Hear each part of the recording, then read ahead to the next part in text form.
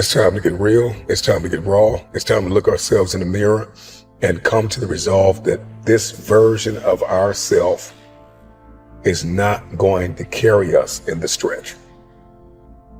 I've been this version of myself long enough that if I don't change, if I don't do something about this, then I'm going to find myself bankrupt. Having that faith, that vulnerability to just see things that are hard to see. You got to get comfortable being uncomfortable. So can you handle the truth? It's a question. And if you can't, then if you see that, then you can say, well, if I'm going to change, I'm going to have to figure out how to deal with that discomfort until the point that I can see what I need to see, then I can change it. So it's the persistence of continuing to do something until you can do it. Can't is not an option. It's either I will or I won't. I can, I know I can, but I will or I won't, you know, and that's the thing. And in some cases, you may try your hardest and you just don't win, or you don't pass a test, or you don't succeed. That's part of life. Understanding it's going to take hard work, discipline, and learning how to work with other people in order to get to the next level. There's not other people that aren't holding you back. Your boss isn't holding you back. Your parents aren't holding you back. Those are excuses. To me, there's no such thing as luck, okay? All luck is preparation meeting opportunity. Plain and simple. Once I realized that I could get better at anything, it dawned on me that how I spend my time is a spiritual consideration. And I didn't want to die with potential that I failed to turn into skill set. That to me, that speaks to me. How much of my potential can I actually turn into skill set and get good at this stuff and push and grow and improve? Like, that to me is just this incredibly intoxicating thing. Is waking up every morning with a desire to adapt, with a desire to change. Stand out today. Be different. Become something different. Stop lying to yourself and stand up and become something with worth, something with more than you've ever been. Your goals that you set for yourself, that's your power. Your ambition is your power. It's about how hard you can get hit and keep moving forward. How much you can take and keep moving forward. You have to electrify and get all the things that are necessary within you to start doing the things that you need to do. So when the time comes, you can kick down that door and move towards the possibilities of being the best of who you really are. Learning how to concentrate, learning how to focus in, deciding that you're going to focus to develop your skills. You'll be surprised of the ideas that will come to you, of the people that you'll be able to attract, of the opportunities that you'll be able to see. You'll begin to see things that have been standing there looking you in the face saying, I can't believe this has been here all this time. There are so many people in the world and you know, you may be watching this right now, and you have these incredible ideas, and what you think is missing is motivation. And that's not true. Because the way that our minds are wired, and the fact about human beings, is that we are not designed to do things that are uncomfortable or scary or difficult. Our brains are designed to protect us from those things, because our brains are trying to keep us alive. And in order to change, in order to build a business, in order to be the best parent, the best spouse, to do all those things that you know you want to do with your life, with your work, with your dreams, you're going to have to do things that are difficult, uncertain, or scary, which sets up this problem for all of us. You're never going to feel like it. Why is it so hard to do the little things that would improve my life? Waking up and realizing that I'm never going to feel like doing the things that are tough or difficult or uncertain or scary or new, so I need to stop waiting until I feel like it. And number two, I am one decision away from a totally different marriage, a totally different life, a totally different job, a totally different income. Whatever you don't use, you lose. Lack of use causes loss. On this planet. Maybe not the next one, but on this one. If you tie your arm to your body, leave it there long enough, you'll never use it again. It's over.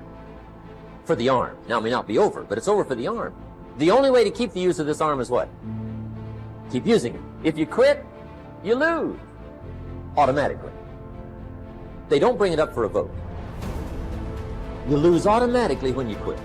Now, the same thing that goes for your arm goes for your brain, mentality. The same thing goes for all the human virtues. Ambition, unused, decline.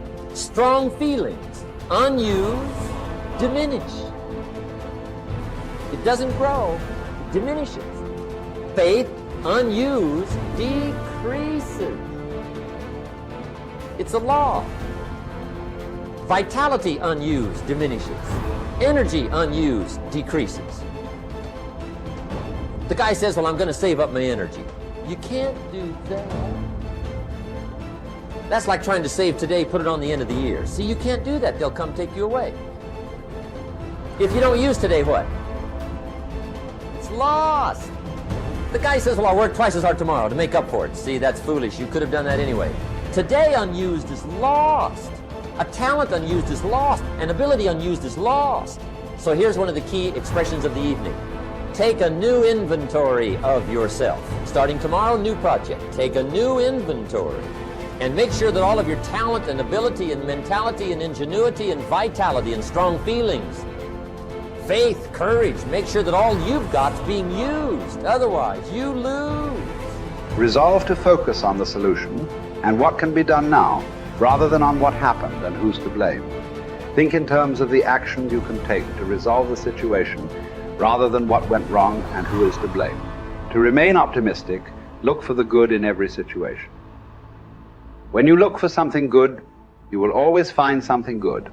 Furthermore, while you're looking for something good, because your conscious mind can hold only one thought at a time, you will automatically become positive, optimistic, and back in full control. Seek the valuable lesson in every problem or difficulty.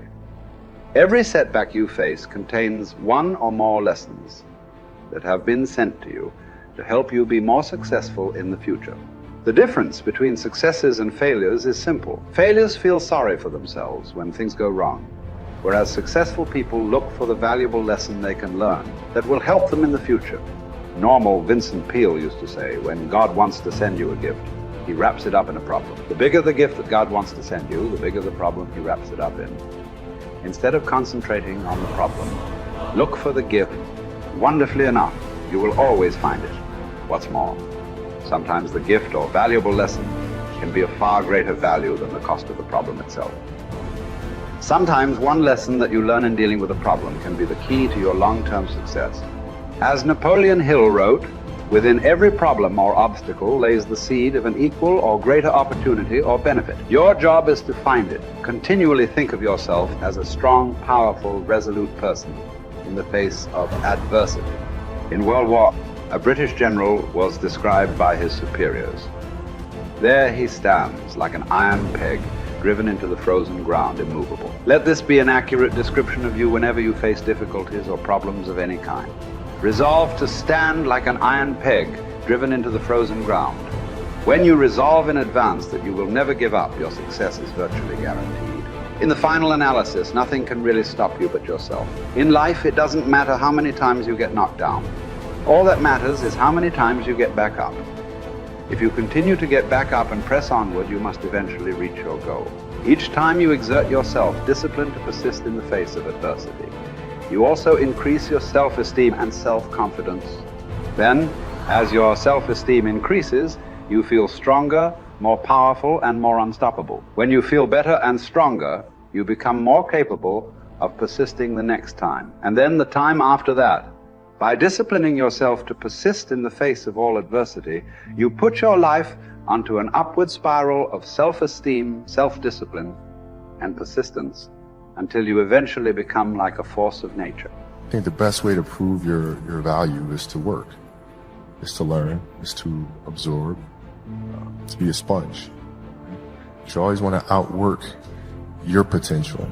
You know, as hard as you believe you can work harder than that. And that's what I tried to do when I first came in the league. But, you know, basketball is such a direct competition sport. And me coming in at 17, I hated when, like, my teammates would say, you know, I get hit with an elbow, right? Shaq would hit me with an elbow in practice. I always had that extra chip on my shoulder. So, like, every day in practice for me was really trying to annihilate everybody that I was playing against. I wanted to prove you don't need to babysit me. And so it's always that competitive nature, the work ethic, and curiosity. My philosophy was a very simple one. Rudy was one of my favorite films growing up. After watching that film, I come to understand if I could work that hard, what would my career be? And I made a promise to myself from that day that I was going to work that hard every single day so that when I do retire, I have no regrets. And that was the most important thing for me, is to leave no stone unturned, get better every single day. And if I lived that way, then over time, you know, I'd have something that was beautiful. And that was my philosophy. It seems like a pretty simple one, but you know, if you live your life to just get better every single day, you do that for 20 years, I mean, what do you have?